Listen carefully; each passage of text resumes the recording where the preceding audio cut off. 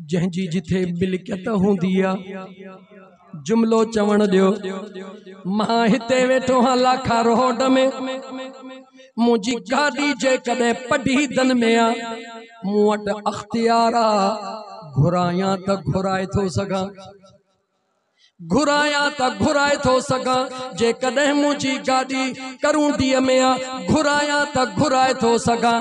पर जे कदे मुंहिंजो कुछ भी ना है, सवे फोनियूं कयां अॻियां जवाब मिलंदो ओठो या तुझो आहे छा जो घुराई थो, घुराईंदो उहो आ जेको मालिक हूंदो, उहो घुराईंदो आ जेको मालिक हूंदो आ। मदीने में जन्नत मां जोरा केर घुराए रहियो वा? जवाब दे, मदीने में जन्नत मां जोरा केर घुराए रहियो आ?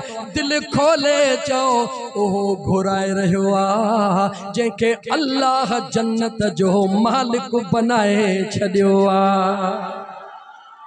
जेको मालिक हूंदो आ उन जी मर्जी हूंदी आ, जेको मालिक हूंदो आ उन जी मर्जी हूंदी आ। हुक्म तो करे अबू बकर हलिया तोखे जन्नत जी टिकेट, उमर हलिया तोखे जन्नत जी टिकेट, उस्मान हलिया तोखे जन्नत जी टिकेट, अली हलिया तोखे जन्नत जी टिकेट। पर जॾहिं साम्हूं शहजादा आया, मुस्तफा फरमायो ओ मुंहिंजा हसन ऐं हुसैन, तव्हां के टिकेट नथो ॾियां, तव्हां के हिन जन्नत जो सरदार बनाए थो छॾियां। हिकिड़ो जुमलो अर्ज़ कयां, हिकिड़ो जुमलो अर्ज़ कयां, मुआवज़ो मिलंदो आ।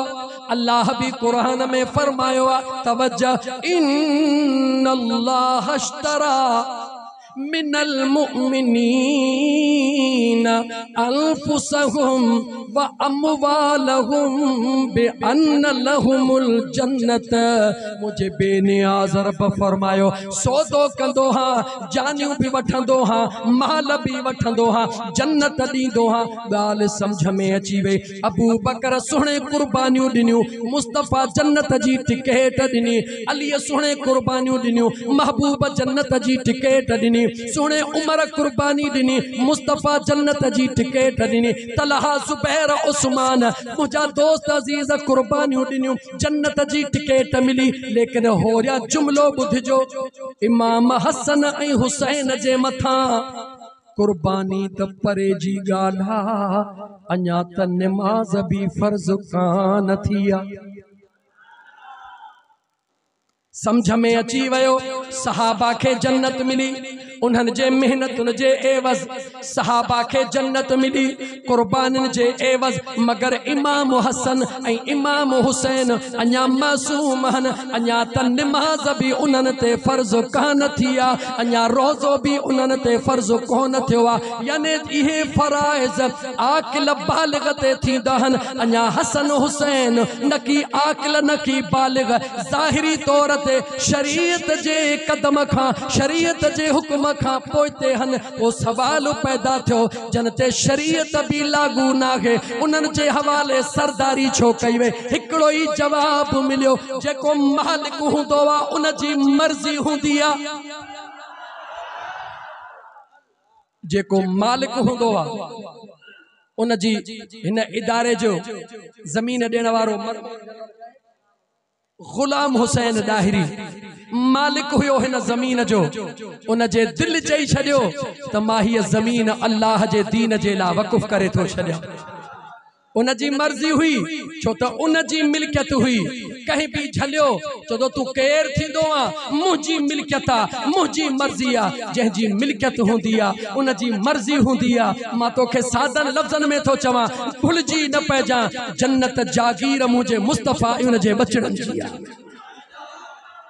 जन्नत जागीर मुझे मुस्तफा जी उन जे बचड़न जी आ।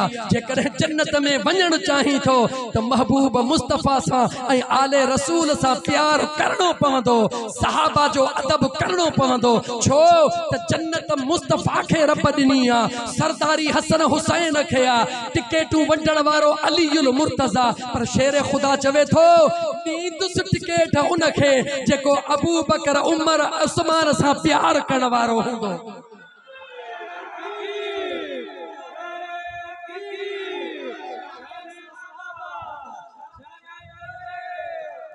उहदी जिंदगी केड़े कम दिए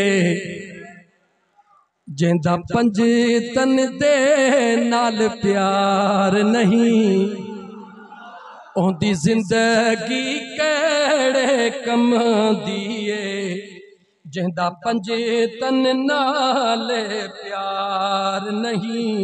उहदी जिंदगी केड़े कम दिए जेंदा पंज तन नाल प्यार नहीं। जेंदा पंज तन नाल प्यार नहीं उहदे कलमे ते इतबार नहीं। जेंदा पंज तन दे नाल प्यार नहीं उहदे कलमे ते इतबार नहीं। उहदी जिंदगी केड़े कम दिए जेंदा पंज तन दे नाल प्यार नहीं। याद रखी छद ऐ मुसलमान, याद रखी छद अज जेको तुझे मुझे मथे ते दिस्तार आ ई थोरो आ त मुझे मुस्तफ़ा जे बचड़न जो थोरो आ। अज जेको तुझे हथ में अल्लाह जो पाक कुरान आ जेको तू दिल खोले पढ़ी रहो आ इहो थोरो आ त मुझे इमाम हसन ऐं हुसैन जो थोरो आ।